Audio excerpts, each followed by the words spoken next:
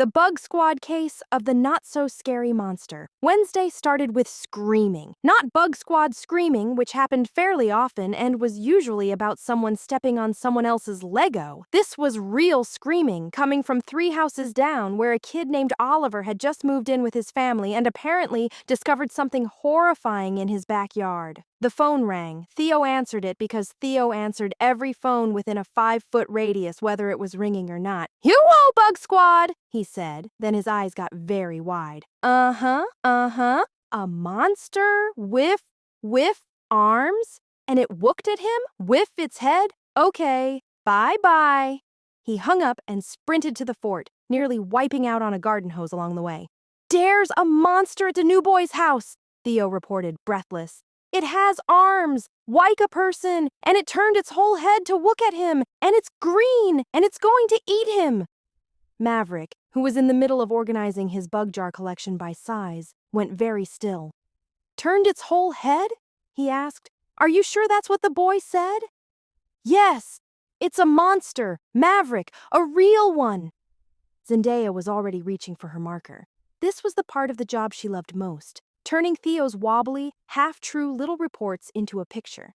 She drew something with a triangle head, big folded arms held up like it was praying, bulging eyes, and because Theo had done an impression of the head turning, she gave it a neck like an owl's, twisted almost all the way around. She held it up. Even she looked a little unsettled by her own drawing. "Huh," said Maverick, and then slowly a grin spread across his face. "Theo, buddy, I don't think that's a monster." "It is," Theo insisted. "Doughboy said so, with his own mouth." "I think," Maverick said, standing up, "we need to go meet this monster ourselves." They found Oliver sitting on his back porch steps, knees pulled up to his chest, staring at a rose bush like it might attack him. "It's in there," he said when the Bug Squad arrived. "It's got these arms folded up like it's about to grab something, and it turned its head and just looked at me. Bugs aren't supposed to be able to do that." Zendaya crouched down next to the rose bush, moving slow and careful the way she always did when she was about to draw something real instead of imagined. And there, perched on a stem, doing a very good impression of a leaf that had somehow grown arms, was a praying mantis. "Oliver," she said gently, "I think you just met the coolest bug in the whole neighborhood." Maverick crouched down beside her, and this was the part where he did his favorite thing in the world, which was explaining bugs to people who'd never really looked at one up close before. "That's a praying mantis," he said. "And you're right that it can turn its head. That's not made up. It's actually the only bug on Earth that can turn its head almost all the way around, kind of like an owl, so it can look over its own shoulder without moving its body at all." Oliver blinked. "Why does it need to do that?" "So it can watch for stuff without giving away that it's about to pounce," Maverick said. "Mantises are hunters. Those folded up arms you thought looked like it was praying. That's actually how it gets its name. But really, it's holding them ready to strike, like a boxer keeping his fists up. When a fly or a mosquito or an aphid wanders too close, it snaps those arms out faster than you can blink and gotcha." "So it's dangerous?" Oliver asked, scooting back an inch. "Dangerous to bugs that bother your mom's garden, sure," Zendaya said.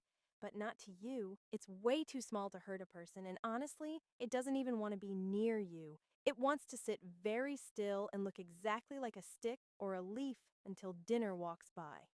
"That's called camouflage," Maverick added. "And mantises are some of the best in the whole insect world at it. Some of them look so much like leaves that even other bugs walk right past them without noticing."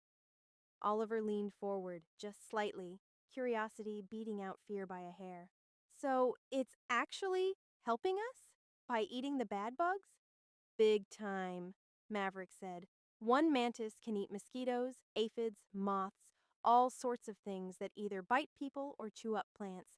Gardeners actually like having them around. Your mom's roses have a bodyguard." "A bodyguard," Oliver repeated, like he was trying the word on for size. He looked at the mantis again. It slowly, deliberately, turned its triangular head toward him. He didn't flinch this time. It's kind of looking at me on purpose, like it's curious too.